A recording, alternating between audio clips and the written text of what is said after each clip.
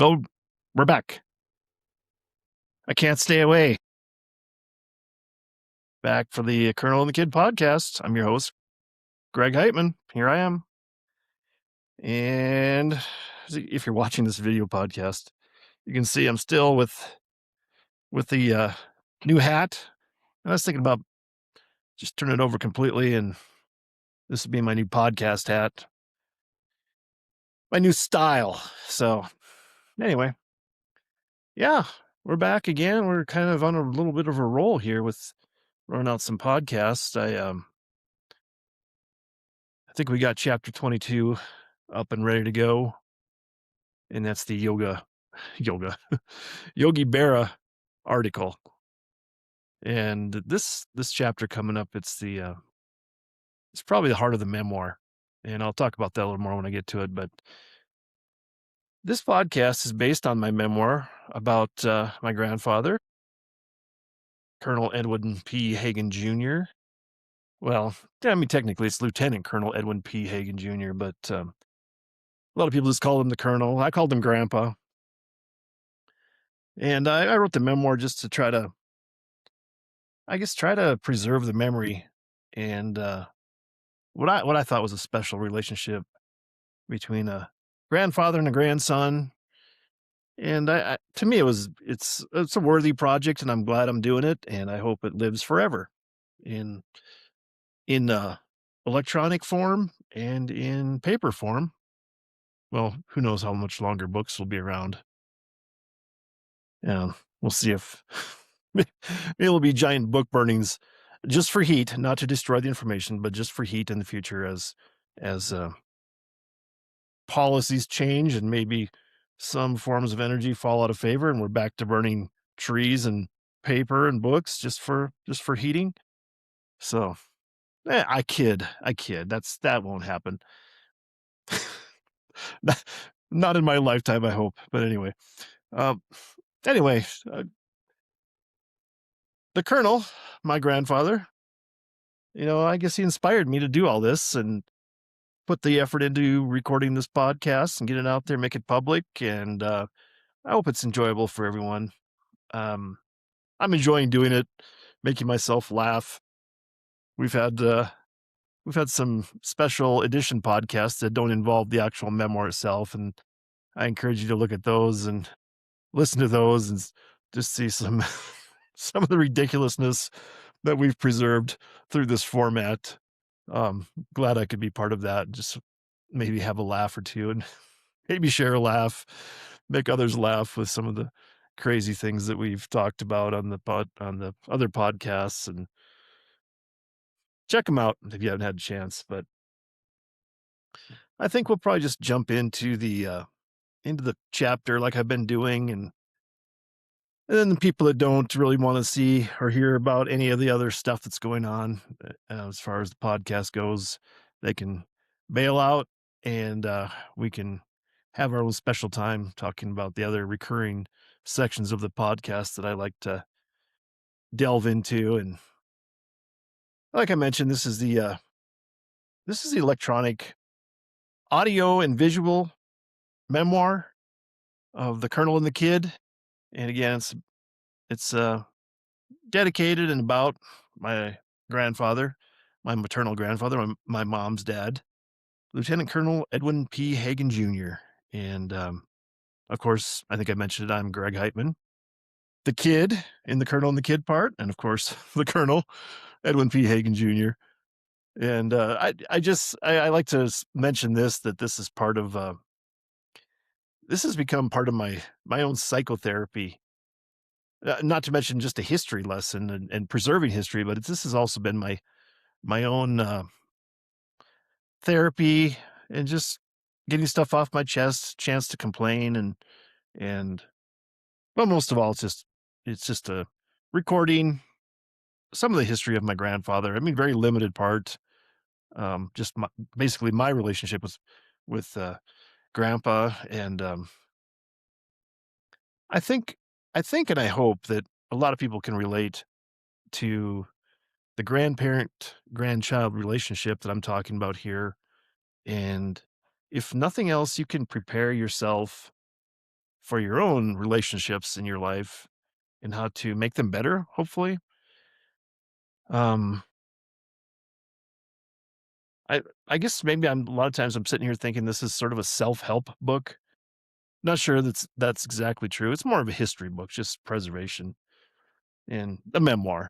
So I think you can glean some ideas out there that will help you live your life better and help others live better.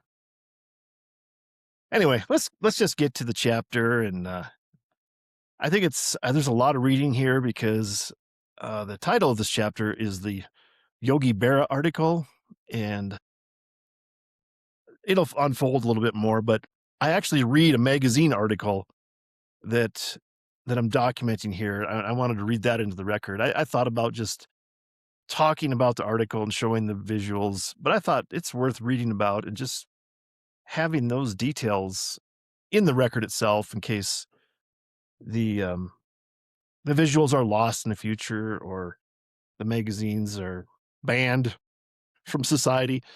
That'll never happen. Wink, wink.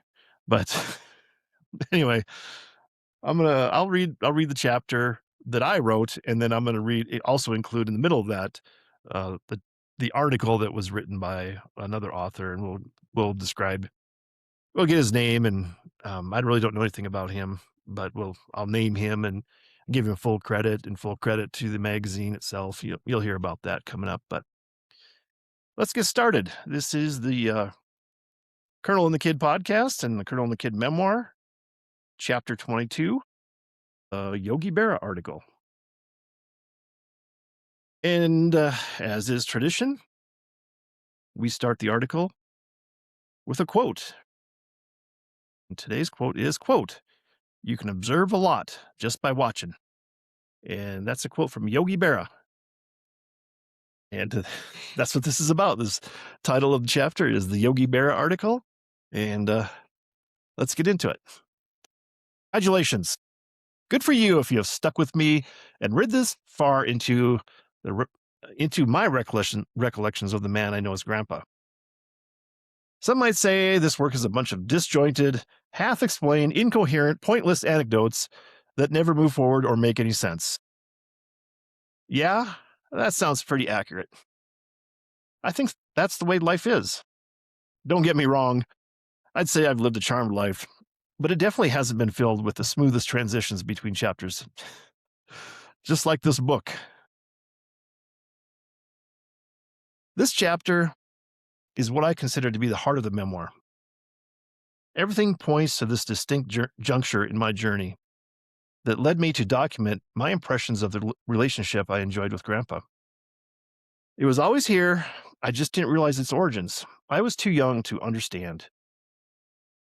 Most history isn't understood until you have had time to look back on it and view the bigger picture and the context. As a judge in a court of law would say, take a hard look at the evidence. I like this phrase because it allows for judgment. Good or bad, we are the arbiter of our memories and our origins. I do find some difficulty in wearing my heart on my sleeve as I present my warmest thoughts and feelings of Grandpa that I've carried alone until now.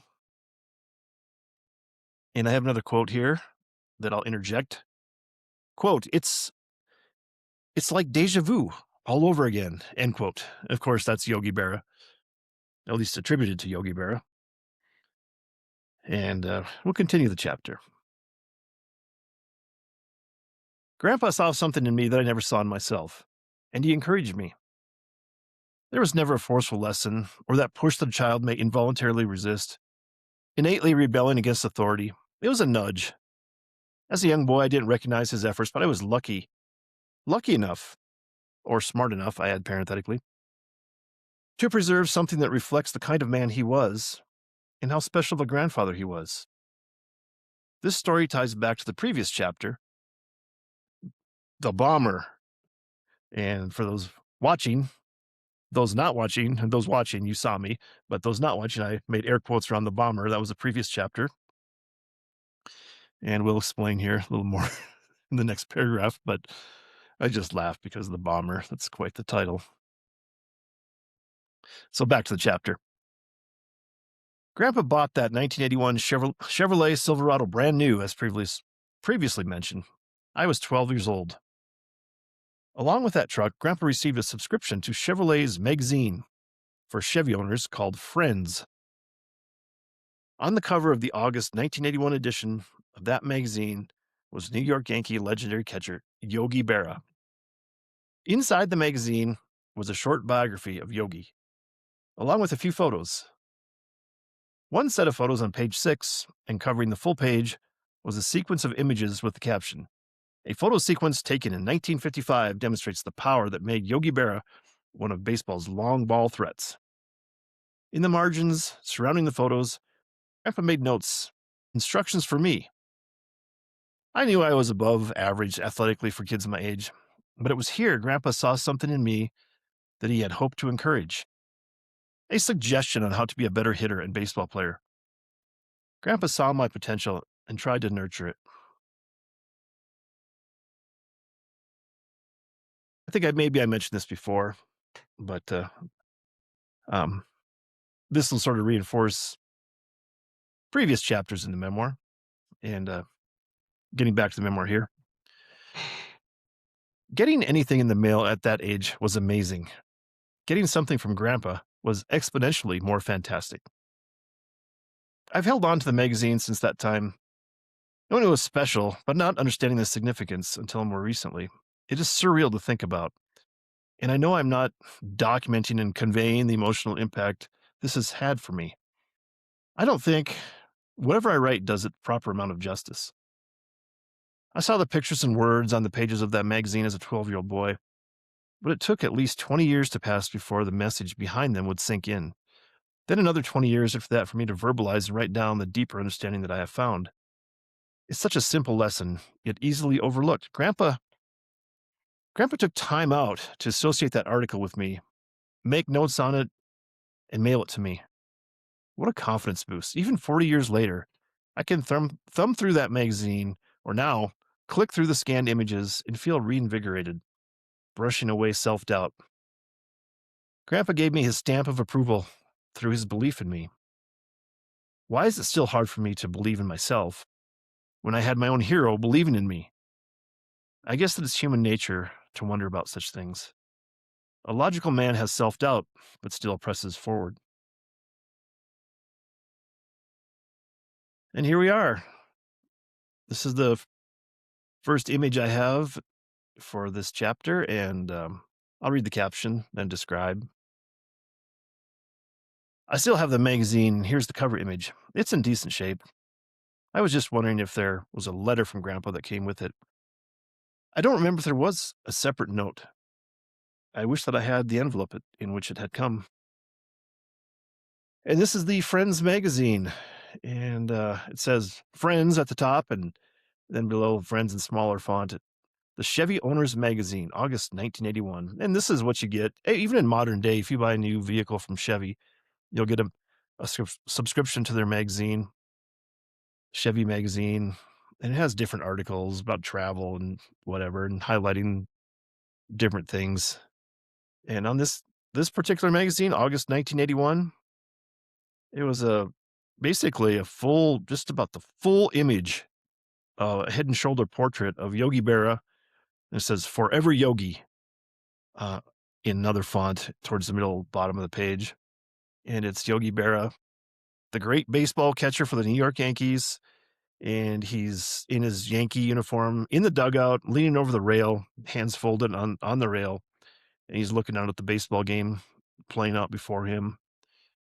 And I'm not sure how old he was at the time this picture was taken. I should have probably looked that up, but I'd say he's probably mid-60s. Maybe I'm a little high in that estimation. Maybe he was late 50s, mid-50s. Let's say between 50 and 70. That's my guess for his age at this point. But he was a legend. So, and then the next image that I scanned in and I have preserved here is it's the table of contents from the magazine. Let me read the caption I have for it, and then I'll describe this a little more. Adding some extra flavor to the exhibits is the table of contents of the 1981 Friends magazine, complete with the circled article in which Grandpa wanted to direct my attention. So I will I'll just describe this page a little bit. And it says August, and it's got some pictures up there, and it's got sort of with the along with table of contents. It says there's a picture of Yogi Berra, a different picture of him with his New York Yankees baseball cap, and with the number 4 in the corner, and that's the first page of that article.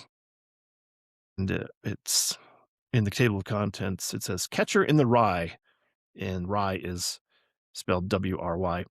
A chat with Yogi Berra, one of baseball's greatest and most lovable legends, and the author is Jeff Gatos. Yeah, I don't know if that's the correct pronunciation, but his last name is Gaydos. Gatos. So that's how I'm pronouncing it. Jeff Gatos. And there's a little column on the side of the table of contents here. And it says inside. And I'll read the first couple paragraphs here. I'll ever read the whole thing to give you just an idea of the flavor of the magazine. It says inside. Sometimes as we go rushing ahead in the breakneck pace of American life, it's nice to slow things down by stopping to reflect longingly on the past. We call this process nostalgia. And it gives us a warm glow to remember things the way they used to be and the way we were. In this issue, we've got several doses of nostalgia for you, beginning with our cover story, page 4, on the living legend Yogi Berra, whom some consider the greatest backstop in the history of baseball. Just about all agree he's the longest running personable attraction in the game. After Yogi, we recall the days when the American Sunday drive was enhanced by roadside poetry from folksy folks who gave us those Burma shave signs. Whatever became of them? Read, beginning on page 8 to find out. And speaking of being on the road, is there anyone among us who doesn't get a twinge of nostalgia when he sees one of those mid-1950s Chevrolets passing by? They're the cars whose popularity seems almost as strong today as it was when Elvis, Bobby Rydell, and Fabian ruled the pop culture. On page 24, we trace the craze and let you know about a club that exclusively drives and shows 55, 56, and 57 Chevys and boasts 31,000 members nationwide. And finally, we revisit a quaint region of the country where time has stood still, the Boston Mountains region of Arkansas. Page 20. Where they still handcraft their goods, just like their forebears. Nothing is immediate in the lifestyle of the Boston Mountains, and maybe the rest of us who rush through life can take some stock in what the good people on the mountains have to say. So take your shoes off, relax, and set a spell with us and take a look back. So I should have mentioned at the top of the table of contents page here. It says Friends in big print, and this is August 1981, volume 38, number 8. Your subscription to Friends is a gift from your Chevy dealer.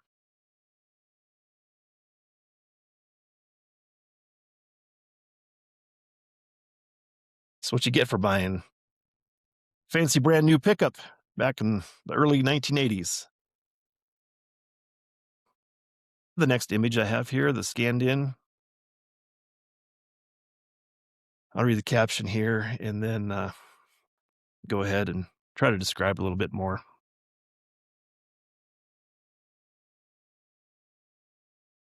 Had to have a drink of water. A lot of reading today, so testing my read aloud skills. The article is written by Jeff Gatos. I did a cursory search on the internet and didn't find anything conclusive about the author. I realize the article was written 41 years ago, though information might be scarce. And on this kind of the intro page to the article, it's a picture. Well, there's a couple pictures here. There's a similar picture, probably taken at the same time as the cover, and a couple of other pictures. There's Yogi Berra sitting in the Yankees dugout wearing the visitor's uniform because it's not the white pinstripe, it's their gray and navy blue uniform, with that really dark navy hat with the NY on the cap. And Yogi's looking out at the field, pondering, and then there's a caption in the photo says Yogi mulling over strategy on the dugout step. And he has a quote. Quote, you can observe a lot just by watching, period. End quote. So he's got his arms crossed and he's kind of standing there with one leg up, knee bent on the step of the dugout. And in the background of that, of this first page that's scanned of the main article, it says catcher, and there's a picture of an old black and white photo of Yogi in his playing days. He's got just the backwards cap and his catcher gear on, and it's a picture of him in action throwing the ball. And he's looking out towards, I don't know, second base or wherever he was throwing the ball to, and sort of just the background of that. And on the second page, it was like the fold-out page, so it's on the left and right side of the magazine pages. That you would fold flat, you'd hold it flat, and you could see the bigger photo. So that's half of the black and white photo of Yogi as a catcher, and on the facing page of that is the rest of the black and white photo of him following through, and you can see his catcher's mitt there. And then, on the first page it says catcher, and on this second page now it would say in the rye right next to where his catcher's mitt is, and of course rye is WRY. And I'll read the caption of the second page here and then comment on it and read the actual article into the record. So the caption reads, I like the play on words the author used. With all apologies to J.D. Salinger and catcher in the rye, quote unquote, with RYE as the spelling, we get, quote, catcher in the rye, WRY, period, end quote. Pretty good. Rye humor is some of the best humor.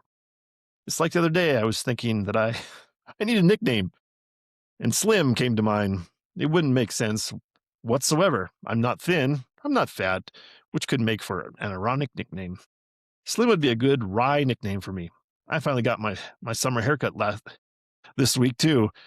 A number 3 guard on the clippers, got my hair down to about, third week of basic training length.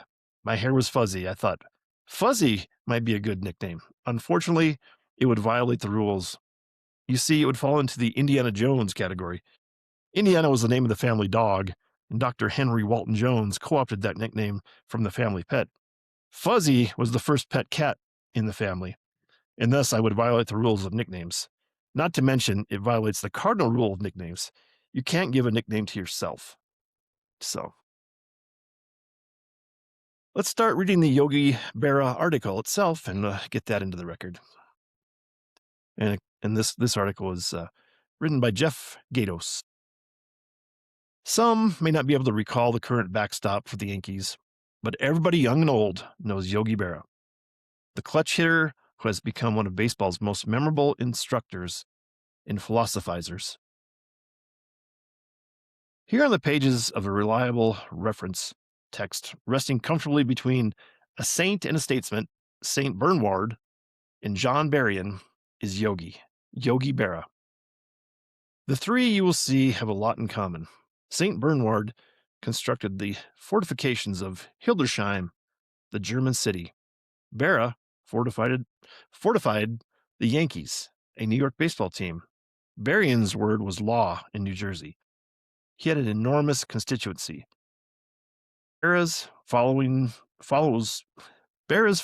big three. Big. Also, I apologize for my struggling with this word. His writing style is a little New Yorker magazine. I think it's a little above what probably the common man consider. I had this all parenthetically. This is not from the article, but I will try to continue the article. Berrien's word was law in New Jersey. He had an enormous constituency. Berra's following's big there. Also, no matter where he goes, someone's always yelling, "Hey, Yogi!" Bernward was canonized for his deeds, having achieved great things in his field. Yogi was elected to Hall of Fame in 1972. And the three were notable orators. Here's Yogi, who rarely fails to give his followers something to think about. On the fans in New York, they'll boo you no sooner than look at you.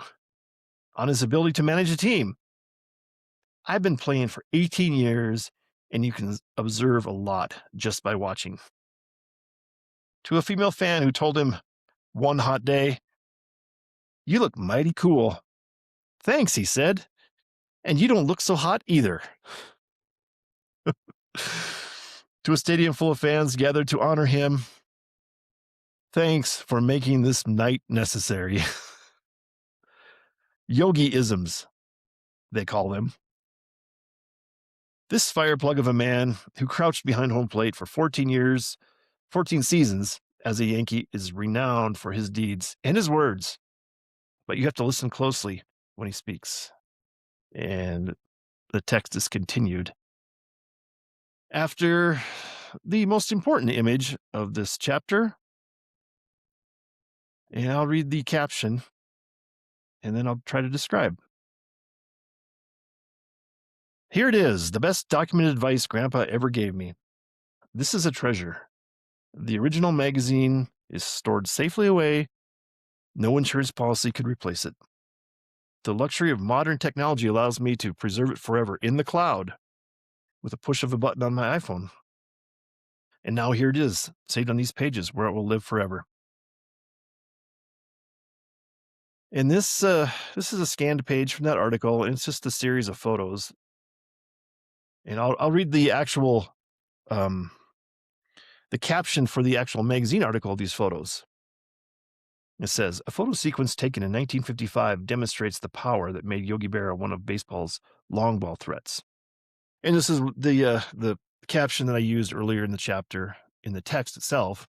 And there's 4 photos, and you start with the upper left-hand corner. It's Yogi Berra with his left-handed batting stance, and he's just starting to take a swing. It's really a close-up picture of his batting in Yankee Stadium because he's wearing the pinstripes, and he's number 8. I'm pretty sure they retired number 8 for the Yankees. No one can wear that again. It's Yogi Berra's number. And Yogi is standing there with his back to us as the photo is taken from the first base dugout, looking across to the third base dugout, and the stands behind there, and you can see the fans kind of blurry. It's just black and white photos. And at the top of the page, it says, Greg, with a dash, please note, and then there's an asterisk. And this is all in handwritten script, handwritten print from my grandpa. And it's in the military script or military print. It's all capital letters.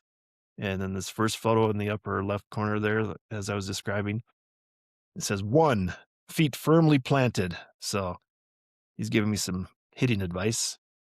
And in the second photo, which is in the upper right corner, upper right quadrant,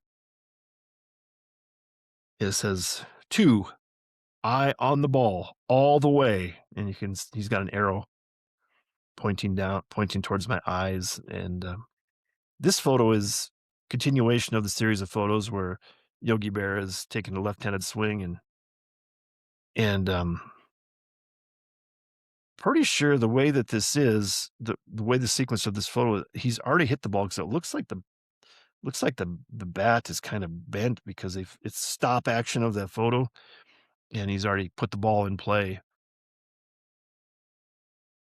It's really a great teaching image of Yogi Berra's, hitting style and stance and just the form of hitting and how mechanically you should be doing stuff. And he's really got a lot of torque on on his torso, and transferring the power of his feet that were firmly planted and swinging and using the abdominal muscles to transfer the torque from the legs to the arms through the abdomen and putting some good wood on the ball. And it's just a great sequence of photos. And you have the third photo on the bottom left. Grandpa has a note with an arrow. This is 3, period, follow through with an arrow pointing as this swing is completed by Yogi, and he's kind of looking for where the ball is out in the field. A lot of the weight in the second photo, as you can see, was on his front foot, his right foot as a left-handed batter. And he's still got both hands on the bat, but he's starting to be able to get ready to get into his running position to start running towards first base. And in the fourth and final photo on the lower right-hand side of the page here, it's got a note from Grandpa, and it says, period, run, whether it's a fly ball, foul, or dropped ball. Run on contact until ref makes call. And I know my editor, Gwyneth Duncan, had pointed out in the notes she gave me, she said she had noted the grammar here, and it says weather, and Grandpa spelled it not weather with WHETHER, but it's weather like in cloudy, rainy, WEATHER. And then for foul, he wrote FOWL like a duck or a chicken or something like that. And her comment on the editing was she really appreciated that of Grandpa's hunting, I guess his hunting prowess and experience was thinking about weather as in cloudy or rainy or sunny, and fowl as in ducks, because he liked to hunt ducks. So, and I always noted to myself too that he had used the term ref rather than ump, run on contact until ref makes the call. So instead of using ump, he used ref. And I thought that was notable in my mind that he was just writing as quickly as he thought, whether it was the official. I mean, ref is more like basketball and football, and in baseball, it's umpires or ump. So I thought that was, to me, just more special and endearing that he was, just like I said, writing it as quick as he thought about it and making those notes. And to me, it's just a treasure. We'll just keep reading here. This is another image, and I'll read the caption, and this is the last page that I scanned in of the article, and it's 3 columns of the magazine spread, and there's a picture in the middle, but let me read this caption, then I'll read the whole rest of the page. Lawrence Peter Yogi Berra apparently got his nickname from a friend that saw an article about yogis in India and thought Berra, after a loss, had that sad look of a yogi. That is truly a high-quality nickname. I would be remiss if I didn't include a comment about Yogi Berra, the Hanna-Barbera cartoon.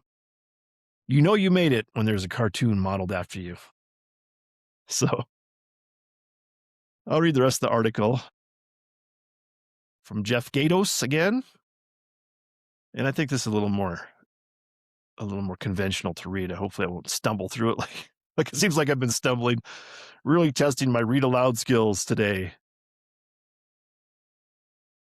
He tends to cut through conventional wisdom and rely on his own worldview. Take this question about baseball and how it has changed. How are things different in the game since you started playing in 1943? Well, they still got 9 players, Yes, but is there a feeling of the game that is the same? Did it feel the same to you to play as it does now? What do you mean? Has baseball changed? You like it as much as you used to? Oh, I see what you mean. Well, I used to like it when we took the train around, It was nice. You could walk around and play cards with the other players. Yogiisms. In addition to his wisdom gleaned from dugouts in the public school system of St. Louis, Berra is thought of as one of the nicest, kindest men in baseball. He gets embarrassed when you talk about him, about his outstanding athletic record. He'd rather talk about Carmen, his wife of 32 years, and his 3 sons, all of whom have played professional baseball. He waxes on about all the summers when the boys were growing up and he was on the road unable to watch their high school baseball games. How Carmen has been such a good mother and wife. He talks about his own parents, Italian immigrants who were strict about raising him, his brothers and his sister, how they forbade him to play baseball because they'd never heard of the game and thought it was a big waste of time. How it was his brothers and his sister who convinced them, his parents, to let Lottie try it. But that was before it was he was Yogi. Hey, Yogi. Lawrence Berra was born in 1925 and grew up during the Great Depression. The work ethic was popular. My folks thought work. They thought I should get a job like everyone else. That was reasonable to Yogi. So he made it his business to work at baseball. He entered the Yankee farm system in 1943, and he played some with the Newark, New Jersey Bears before entering the U.S. Navy during World War II. In 1946, with 2 weeks left of the season, he was called up and put on the Yankee pinstripes. What followed is history. Berra hit 313 home runs as a catcher, a major league record. He played 148 games without an error, a major league record. He held records for appearing in the most World Series, 14, and the most World Series games, 75, and for getting the most hits in World Series action, 71. He is, no matter what he says, what is commonly called a living legend. And in the article, there's a little photo of him just in his a sweater, with a red sweater with a blue undershirt and blue jeans or blue pants there. And he's sitting just in a chair relaxing. There's a little caption under the photo. It says, Yogi, relaxing after a game. Wherever he goes, they still say, hey, Yogi. The article by Jeff Gatos. A hero, a man who kids and adults look up to. Not only because he is a good coach, but because he is a good man. People know it. They can tell just by looking at him. Berra is a short guy by modern baseball standards, but he's built strong and stocky. He has an open, friendly face and a wide smile, and he's instantly recognizable. So, in the hotel where he's staying during the 3-game series on the road, where the lobby's filled with a convention of engineers and where young hotshot players seem to be cruising around waiting for someone to ask for their autograph, Yogi stands out. People's faces light up when they see him. And he's always nice, polite.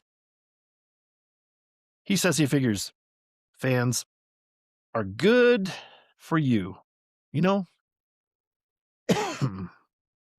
One fan remembers seeing his face on commercials. It always made him laugh. There was Yogi, his open yet gnarled face, with the ear-to-ear smile and crooked nose. There he was, selling Yoo-Hoo, the chocolate soda that comes in a can. He's holding up a can of the stuff as the camera zooms in on that face. Me for Yoo-Hoo, says he. End of commercial. Yogi still sells Yoo-Hoo.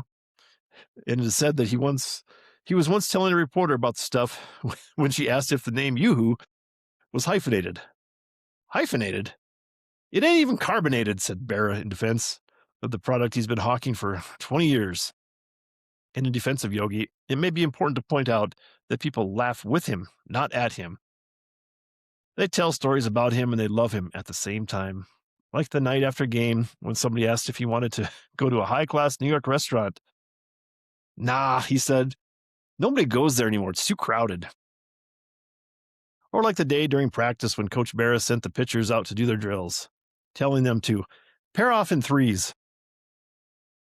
Berra, with his Yogiisms and naive, you gotta like me expression, is easy to laugh. He doesn't take himself too seriously. Now, a Yankee coach whose duties are no more specific than running the dugout and assisting manager Gene Michael, Berra has made more of an impact on the game than most of his present teammates could ever think of. Yet while others seem to be pandering for press attention during batting practice, glad-handing all the TV announcers and making sure their mugs get in range of the camera, old Yogi kind of ambles out to second base with his chaw of tobacco stuck in his cheek and slaps some practice flies to the guys in the field. And the kids in the stands yell, "Hey, Yogi!" And it's another season. And Yogi's still the hero. And all he has to do is be himself. And that's the end of the article. And there's a uh, little Chevrolet emblem, which is like the little bow tie, which is what they use to notify you that this is the end of the article, and using the Chevrolet logo there.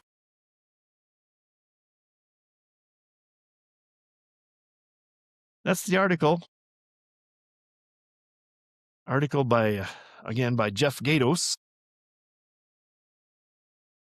Like I said, I did some cursory searching to see more about the author of this article, but I couldn't really find much about it.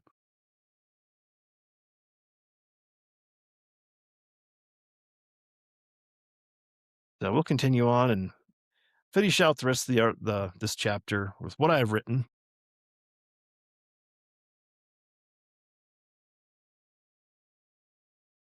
Back to the chapter as I finish up the last page of this chapter 22, the Yogi Berra article. I don't think I have been a good steward of my gifts. If I have any, or whatever they may be. I call myself a writer. Maybe I have a gift. I think I have something along those lines. There's a quote from another writer I keep posted on my bulletin board in my office. That writer is Jane Kenyon, and she said, quote, "Be a good steward of your gifts, protect your time, feed your inner life, avoid too much noise, read good books, have good sentences in your ears, be by yourself as often as you can, walk, take your phone off the hook, work regular hours." End quote. Like I said, I don't think I have been a good steward of my gifts. That is in the past. This memoir, if nothing else, is something that will preserve the legacy of a man worth remembering. I think I'm the type of person that needs more than a nudge. I never had the conversations with Grandpa that I wished I'd had. He was my hero, and as it tends to be with most heroes, they might have an intimidating presence. When you're young and naive, it's easier to talk, but you don't know the questions you need to ask. When you reach a certain age and become self conscious, conversations can be more difficult. You may have the questions, but one might be too embarrassed to ask. I regret my lack of courage to dig deeper into Grandpa's brilliant mind with candid questions and answers that he could provide. So that's my message I'm attempting to share. I feel like I'm leaving something out. It's so basic it seems like it can be this easy. No, it's pretty simple. We can make a difference in lives with even the smallest of gestures. Go ahead and feel free to inspire your kids or grandkids. Shape the future. Don't be afraid to start the conversation on your end. I'm positive that would be Grandpa's advice. You go ahead and start the conversation.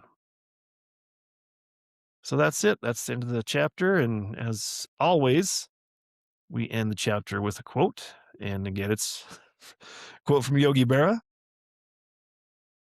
Quote, "When you come to a fork in the road, take it." End quote.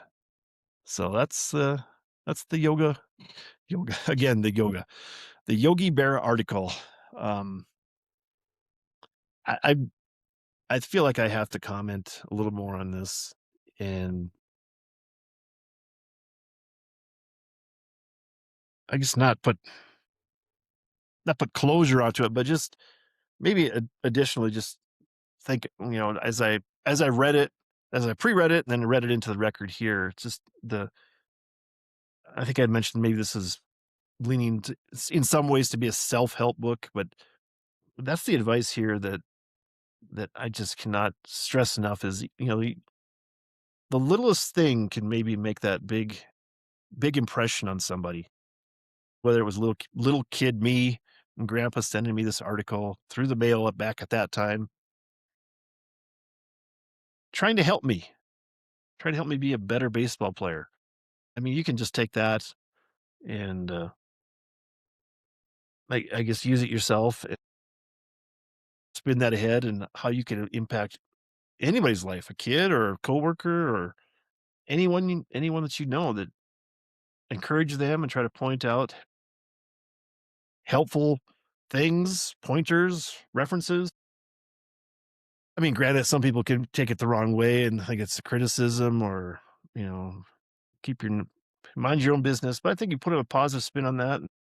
I mean, the way it's presented to me, obviously, it was so special to get a piece of mail, a letter, um, an envelope in the mail with a magazine with handwritten notes on it, try to help me. I don't think I understood it like I understand it now, and how I can try to be helpful to others in the same way. But to me, it's very special and a treasure. Like I said, that magazine's irreplaceable. No insurance policy that could be enough to replace it.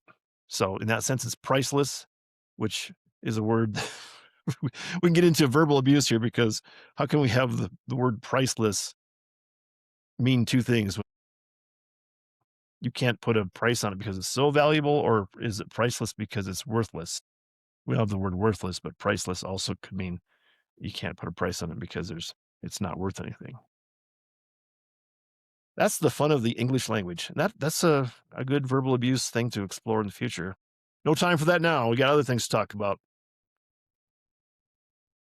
because we've already gone 40 over 45 minutes, and that was a long chapter, a lot of reading. So I won't go on too long for other things. But I did want to point out again, let's do some marketing. We have the poster that's up in the background there, the Buffalo Lake poster, and that's behind. I mean, the O'Farrell hat box that I'm wearing. That's the hat box for my hat. It's kind of blocking out the Buffalo Lake poster. A Charlie LeBeau mystery. So this is the second book in the series, and show the back because it's a photo of me up in the mountains here in northern New Mexico. And I'll just read that in too. We're doing a lot of reading today. So, Buffalo Lake, a Charlie LeBeau mystery. Bureau of Indian Affairs Police Sergeant Charlie LeBeau is back on the case. A retired priest is dead. A historic Catholic church burns to the ground. Notorious Twin Cities gangsters are insistent. Charlie wades into the mysteries surrounding Buffalo Lake. So, this is it's like a made for TV movie script right here. Those out there that might be in that business, you're looking for some content to make into a movie, Saturday night movie on ABC or whatever that was. There you go. There's a little mystery. And I think of that for some reason, I have this picture in my mind. There was I think it was what was it? Columbo, Peter Falk. I think that's what it was. And he was in Saturday night mystery movies all the time.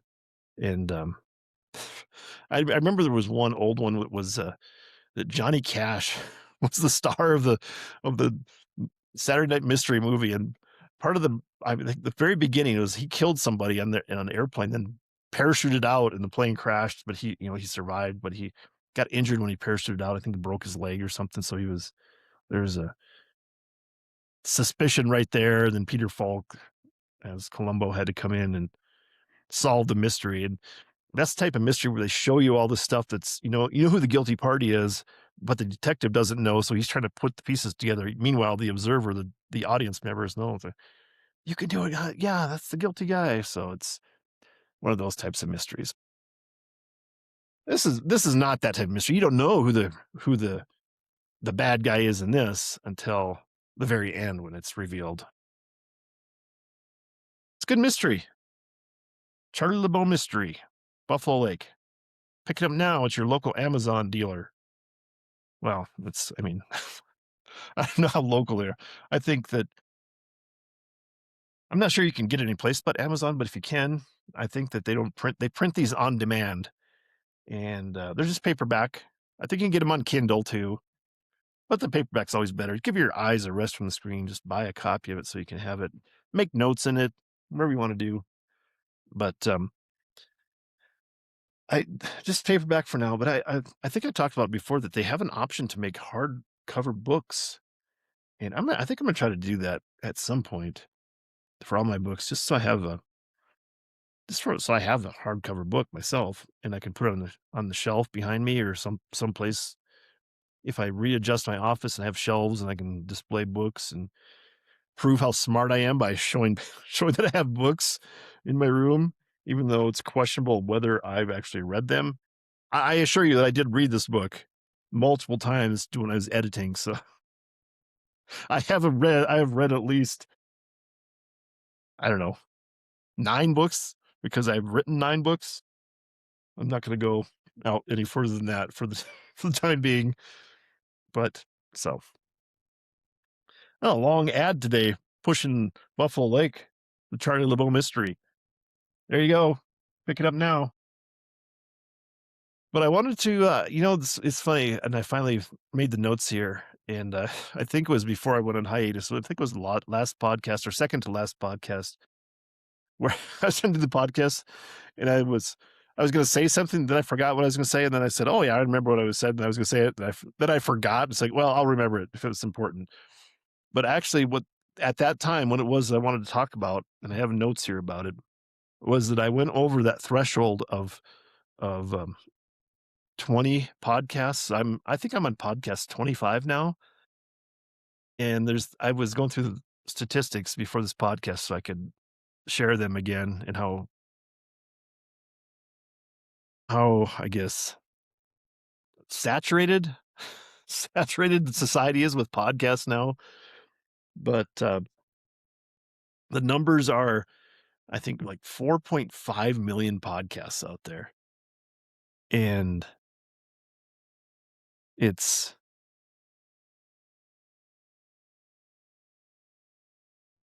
about 90%, between 45 and 90% of those podcasts only have 3 episodes.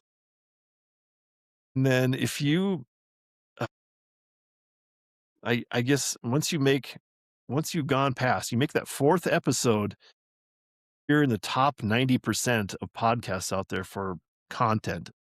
And if you go over 20 episodes, you're in like 1%. You're in the 1% class of podcasts with that amount of content.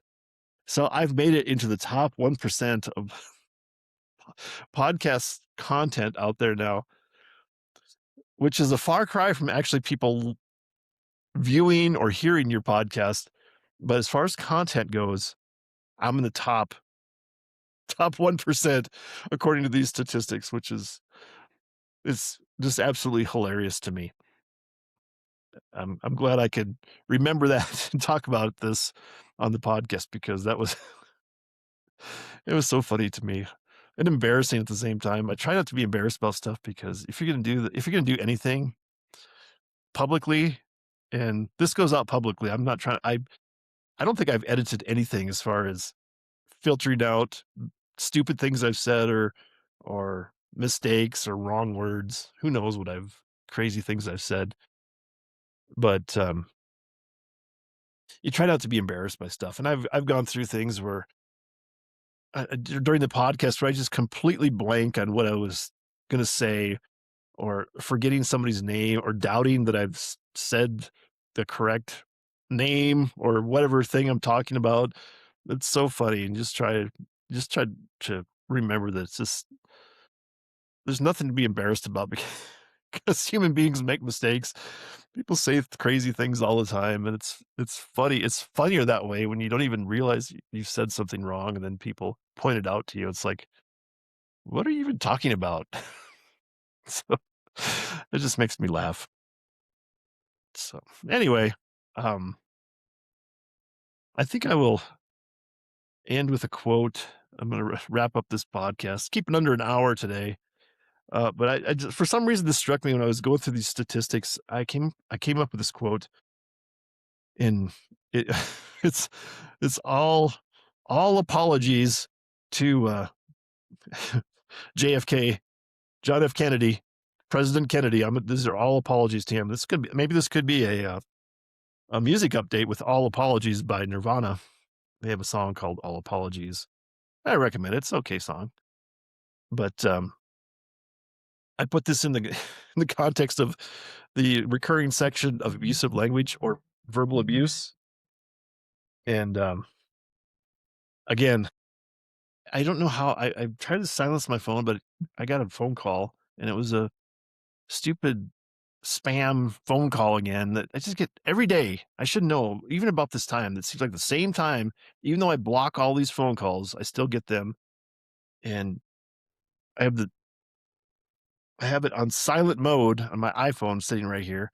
Yet it still notifies me. It comes up on my computer. I get my watch notification vibrating in little chimes and stuff. So I don't know. I guess maybe I should take my watch off during the podcast, but I guess never learn. So where was I? I was talking about JFK, and all apologies to JFK. And I guess when I like I said, I was going through these statistics with podcasts, and this popped into my mind, and I came up with this. You probably know where I'm going, but here it is. Ask not what you can do for this podcast, but what this podcast can do for you. Again, I apologize. That's ridiculous. And I'm embarrassed. I still haven't completely, absolved myself from embarrassment, which is, one of a key trait from Scott Adams was that if you can not become embarrassed, it's like a superpower because, you know, what does it even mean to become embarrassed? I mean, you just feel foolish for what? Societal norms are violated. Oh boy, you said something wrong. You're embarrassed. It's not like you're, you know, lighting the world on fire or something like that. You may have just said something wrong. Maybe you're trying to get a laugh and the joke doesn't land quite right and people get all upset and clutch their pearls like, oh my, so what? I mean, that's one of the best pieces of advice I can give. Besides, the chapter, the Yogi Berra article, and try to build up your fellow Americans and fellow partners and kids and everybody else out there. Help them if you can, I guess. Just, nudge them in the right direction. But also talk to them about embarrassment. There's nothing to be embarrassed about. I mean, it's just life and being human because you make mistakes. There's nothing, nothing to be embarrassed about, really. So anyway, that's it. Again, I'm going to sign off before 1 hour's up today. And it's, again, a high quality 1 hour episode of the podcast. I'm going to sign off. We don't say goodbye. We just say see you next time. And again, it's be assertive, be positive, be proactive. This is the new year. It's your chance to take the bull by the horns, all those old sayings. And, it's not goodbye. It's see you later. And as usual, it's knock and the door will be open to you. Seek and you will find. Ask and you shall be given. All right. Have a good Tuesday evening and good rest of the week. I'm not sure if I'll get back this week for another podcast. I'm trying to get these next chapters out, but it's been a pleasure. So that's it. See you next time. And if you're out in the cold, try to stay warm.